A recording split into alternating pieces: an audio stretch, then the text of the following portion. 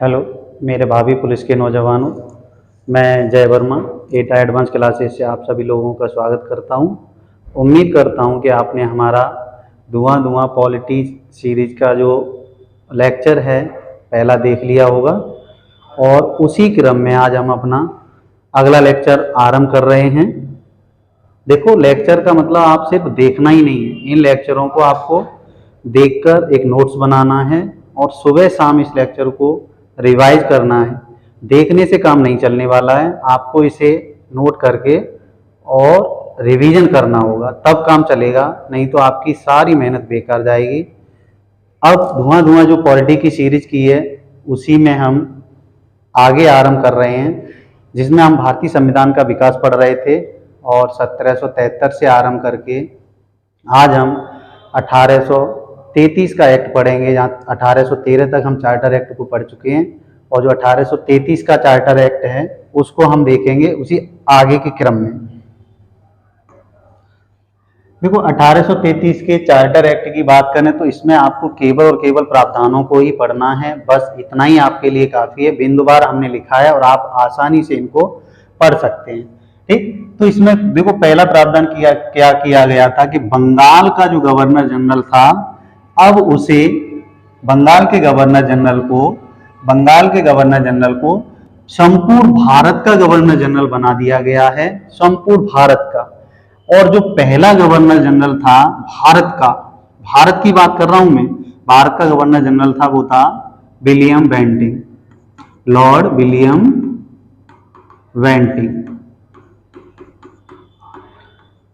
William Bentinck हमारा प्रथम भारत का गवर्नर जनरल है। अगला इसमें जो अब बात की गई है विधि सदस्य की नियुक्ति। ठीक है, विधि सदस्य की नियुक्ति मतलब ये विधि सदस्य कौन बनाएगा? ये भारत का जो गवर्नर जनरल बनाया गया है ना, वही बनाएगा, या इसको असिस्ट करने के लिए, गवर्नर जनरल को असिस्ट करने के लिए विधि सदस्य की नियुक्ति की जाएगी, जिसके लिए हमारा एक विधि आयोग भी जब जरूरत पड़ा करेगी तब विधि आयोग का गठन किया जाएगा।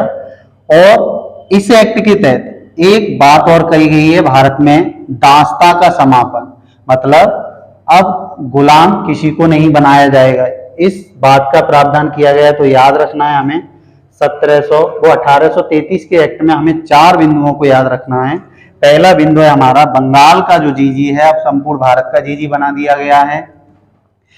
अब जीजी को असिस्ट करने के लिए एक विधि सदस्य की नियुक्ति की जाएगी, जो कहीं ना कहीं पहला विधि सदस्य बनेगा वो मैकाले बनेगा, लेकिन ये स्थायी नहीं है, अभी स्थायी नहीं है, ठीक, अस्थायी है, जब काम पड़ेगा तभी बनाया जाएगा। दासता का समापन और इसी वही विधि आयोग का गठन। अब देखेंगे हम 1833 के बाद 1853 का एक्ट हमारा क्या है, इस 53 के एक्ट में क्या प्रावधान किए गए थे। देखो, इसमें प्रावधान पहला किया गया है वो है विधि सदस्य जीजी की परिषद का स्थायी सदस्य। मैंने अभी बताया था 1833 वाले में कि जो विधि सदस्य बनाया गया है वो स्थायी नहीं है, लेकिन 1853 में इसको क्या कर दिया गया है, स्थायी कर दिया गया है।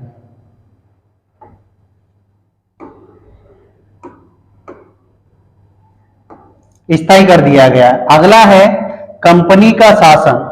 कंपनी का शासन में वृद्धि तो की गई है, लेकिन अब उसकी कोई समय सीमा नहीं दी गई है। पहले क्या होता था, चार्टर एक्ट आते थे, चार्टर एक्ट में क्या होता था, कंपनी का शासन 20-20 सालों के लिए बढ़ाया जा रहा था, 20 सालों के लिए। और वो देखा होगा आपने 1793 से आरंभ हो गया था, 1813, 1833 और 1853 यहां तक बढ़ा। लेकिन 53 के एक्ट में अब उसकी कोई समय सीमा नहीं बढ़ेगी, 20 साल नहीं किया गया, ये बोल दिया कि हम बस ले आए हैं, कभी भी आपसे ये वापस ले सकते हैं, आपकी शक्ति छीन सकते हैं। तो ये हमारे 2 प्रावधान है 1853 के एक्ट में। विधि सदस्य जीजी की परिषद का स्थायी सदस्य बना दिया गया है। अब कंपनी का शासन में वृद्धि तो की गई है, लेकिन इसकी कोई समय सीमा नहीं बताई गई है कि कितने सालों के लिए बढ़ाया गया है। ठीक, ये 2 प्रावधान वो एक्ट हुए हमारे। अगला हमारा जो एक्ट है भारतीय संविधान के विकास में, देखो अब तक हमने क्या किए, ये हमने जो विकास पड़ा वो कंपनी के अधीन पड़ा। और अब जो हम विकास देखेंगे भारतीय संविधान का, वो ब्रिटिश क्राउन के अधीन जो हमने 1858 से 1947 तक पहले भी बताया था। अब इसके तहत पहला जो एक्ट आया है वो हमारा है 1858 का एक्ट।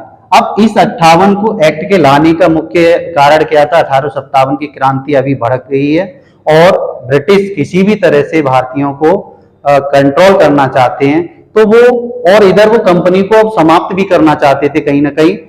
इसी क्रम में ये 1858 का एक्ट लाया गया, जिसमें क्या क्या प्रावधान किए, उन प्रावधानों को देखो। कंपनी, बहुत इंपॉर्टेंट है ये, कंपनी से शासन की शक्ति छीन ली जाती है और क्राउन को हस्तांतरित कर दी जाती है। मतलब कंपनी से अब कंपनी की पूरी शक्ति छीन ली गई है और ब्रिटिश संसद के हाथों में दे दी गई है। जो भी नियम कानून बनाएगा अब भारत में, वो कंपनी न बनाकर कौन बनाएगा? ब्रिटिश क्राउन बनाएगा। और इसमें एक प्रावधान किया गया डबल गवर्नमेंट। डबल गवर्नमेंट से मतलब है, आपने देखा होगा सीओडी और बीओसी, ये दो पद बने हुए थे, ये दो संस्थाएं बनी हुई थी जो कार्य कर रही थी। इन दोनों को क्या किया गया? यहाँ पर खत्म कर दिया गया है और इनके लिए इसकी जगह पर क्या हुआ है? भारत राज्य सचिव का पद बनाया गया है। और इस भारत राज्य सचिव की सहायता के लिए 15 सदस्यीय परिषद बनाई गई है, जिसमें 8 और 8 सदस्य हैं वो ब्रिटेन के हैं और 7 सदस्य हैं वो कंपनी के हैं। ठीक है। अगला जो प्रावधान है हमारा, सबसे इंपॉर्टेंट प्रावधान वो है, अब जो भारत का गवर्नर जनरल नाम हुआ करता था, अब उसको वायसराय नाम दे दिया गया है। इस प्रकार भारत का प्रथम वायसराय बना है, प्रथम वायसराय जो नामित किया गया वो है लॉर्ड कैनिंग। ठीक है, लॉर्ड कैनिंग है। देखो मैं एक बात बता दूं आपको, 1773 में बंगाल का जो गवर्नर था वो भारत में या बंगाल का प्रथम जीजी बनाया गया। फिर 1833 के चार्टर एक्ट में अब बंगाल के जीजी को संपूर्ण भारत का जीजी बना दिया गया, संपूर्ण भारत का। अब इस जीजी को 1858 में इस जीजी को वायसराय नाम दे दिया गया, ठीक है, वायसराय नाम दे दिया गया है। ठीक, तो इन प्रावधानों को आप देख लेना है, अच्छे से नोट डाउन करके इसे रिवीजन करना है। अगला हमारा इसी क्रम में जो एक्ट है वो है 1861 का परिषद अधिनियम। 1861 के परिषद अधिनियम की अगर हम बात करें तो इसमें क्या है, जो हमारा वायसराय या गवर्नर जनरल है उसको कई शक्तियां प्रदान की गई हैं, जैसे नियम बनाने की शक्ति, मतलब वो कोई भी भारत में नियम कानून बना सकता है, जिसके तहत जैसे सीमाओं किसी राज्य की सीमा को घटा सकता है, बढ़ा सकता है, नए प्रांत को बना सकता है, नए प्रांत को तोड़कर एक और नया प्रांत बना सकता है, या किसी प्रांत को दूसरे प्रांत में शामिल कर सकता है। देखो, नियम बनाने की शक्ति, अभी हमने बताया नियम मतलब वो किसी भी क्षेत्र के लिए नियम कानून बना सकता है। ऐसी शक्ति किसको प्रावधान मतलब दी गई है? वो गवर्नर जनरल को दी गई है। ठीक, अगला प्रावधान बहुत इंपॉर्टेंट है, ये भी पूछा जाता है। ठीक, जीजी को अध्यादेश जारी करने की शक्ति दे दी गई, मतलब कि गवर्नर जनरल स्वयं से कोई कानून बना सकता है जो 6 माह तक, कितने 6 माह तक लागू रह सकता है। ठीक, अगला है हमारा पहली बार परिषद में भारतीयों को प्रवेश देने की बात की जा रही है। देखो 1861 का ये पहला ऐसा एक्ट है जिसमें भारतीयों को, जो परिषद थी गवर्नर, उसमें प्रवेश देने की सिर्फ बात की जा रही, प्रवेश नहीं दिया गया यहाँ पे। ठीक, तो अब तक हमने देखा कौन एक्ट देखा? 1833 का देख लिया, 1853 का देख लिया और 1858 का देख लिया हमने। उसके बाद हम 1861 पे इसे देख चुके हैं। इसके बाद अगला एक्ट है, उसके बारे में अगर हम बात करें तो देखते हैं 1892 का एक्ट है वो देखो कौन कौन से प्रावधानों को लेके आया 1892 का। ये कह रहा है भारतीयों को, बहुत इंपॉर्टेंट पॉइंट है, भारतीयों को बजट पर बहस करने का अधिकार। मतलब पहली बार भारतीयों को जो अंग्रेज बजट पेश करते थे ना, उन पर बहस करने का अधिकार, उस बजट पर बहस करने का अधिकार, सिर्फ अधिकार बहस करने का दिया गया है।